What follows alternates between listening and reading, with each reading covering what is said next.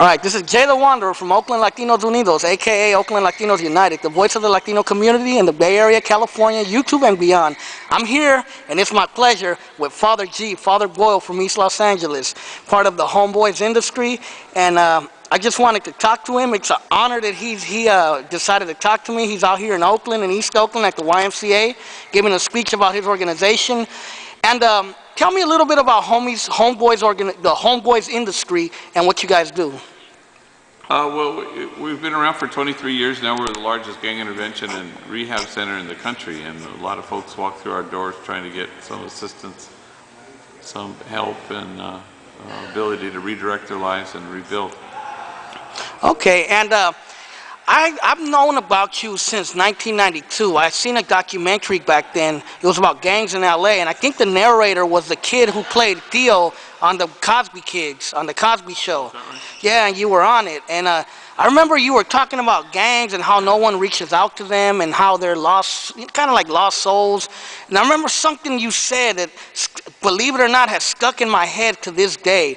And that's a metaphor of what youth, you know, in Oakland and in LA think, because there's so much hopelessness out there.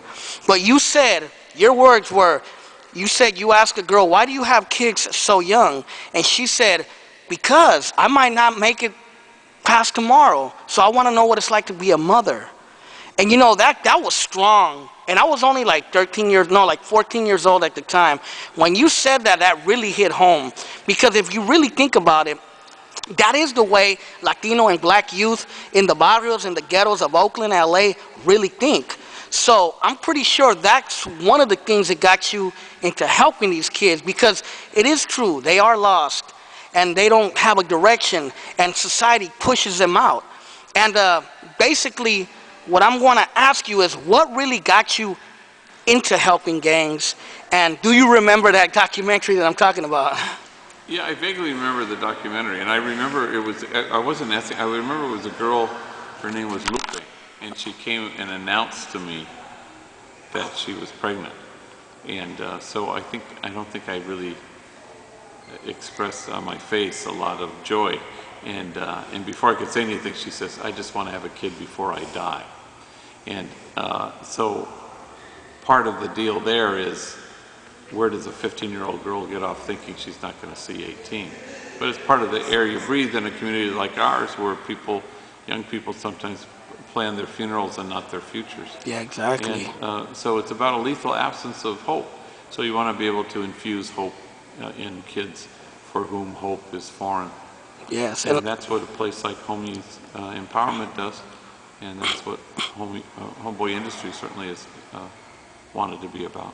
I'll tell you a story that my brother told me, and it reminds me a lot of what you have said in the past. My brother said he went to one of the local cemeteries in Oakland. It's called St. Mary's, and he says that he's seen the grave of 10 of his homeboys that got killed. All of them died before they were even 18. And this is here in Oakland. These were all young Chicanos who got caught up in the streets, you know, got caught up in the gangs and the drugs, the same things that the kids get caught up in Boyle Heights and in South Central.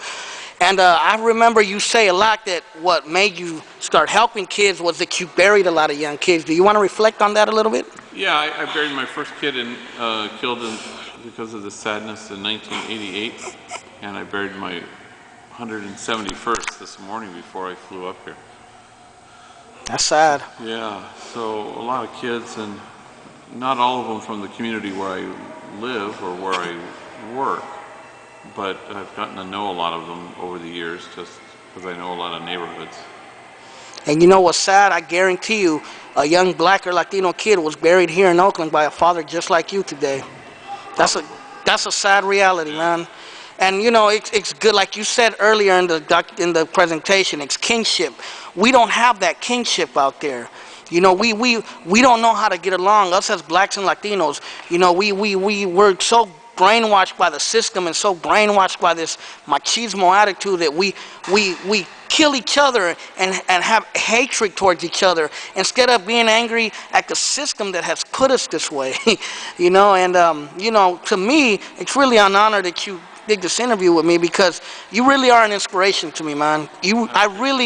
I really look up to people like you. You remind me of someone like Father Romero. That might be even stepping it a little bit more because, you know, Father Romero did a lot. You know who I'm talking about, right? Oscar Romero. And my dad is from El Salvador, so his story touched me.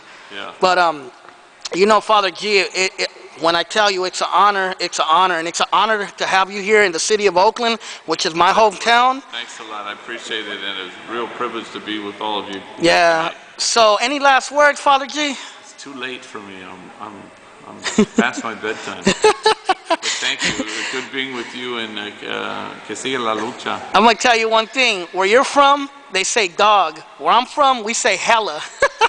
Hella? Hella. I'm hella tired. So if you were in Oakland, you would say, I'm hella tired. Hella tired. I'm hella tired. So you're hella tired. Hella tired. So we have different slang, but it's the same problem, and it's the same movimiento, right? There you go. So, Ándale, pues. Father G, a Thank you. pleasure. Gracias. That's Father G. He just did an interview with me. This is Oakland Latinos United. Jay the Wanderer signing off.